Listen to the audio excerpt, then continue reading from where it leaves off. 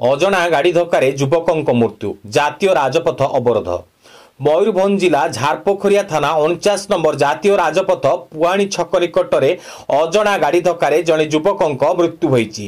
ମିଳିଥିବା ସୂଚନାରୁ ଜଣାଯାଏ ଯେ ଝାରପୋଖରିଆ ଥାନା ଅନ୍ତର୍ଗତ ପୋଡ଼ାସିଆ ଗ୍ରାମର କ୍ଷେତ୍ରମୋହନ ମୁଣ୍ଡାଙ୍କ ପୁଅ ରବୀନ୍ଦ୍ର ମୁଣ୍ଡା କୌଣସି କାମରେ ବଜାର ଛକକୁ ଆସିଥିଲେ।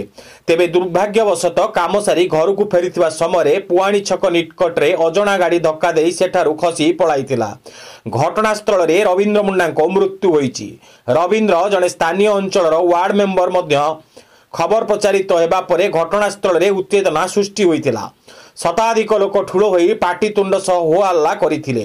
କ୍ଷତିପୂରଣ ସହ ଗାଡ଼ିଟିକୁ ଧରିବା ପାଇଁ ଜିଦ୍ କରିଥିଲେ। ଝାରପୋଖରିଆ ପୁଲିସ ଘଟଣାସ୍ଥଳରେ ପହଞ୍ଚି ସବୁକୁ ଜବତ କରିବା ସହିତ ତଦନ୍ତ ଆରମ୍ଭ କରିଛି। ପୁଲିସର ବୁଝାସୁଝା ପରେ ରାସ୍ତା ଅବରୋଧ ହଟିଥିଲା। ବାରିପଦାରୁ ଚନ୍ଦ୍ରାରୟ ହାଁସଦାଙ୍କ ରିପୋର୍ଟ, ଅନୁଧ୍ୟାନ ଟିଭି।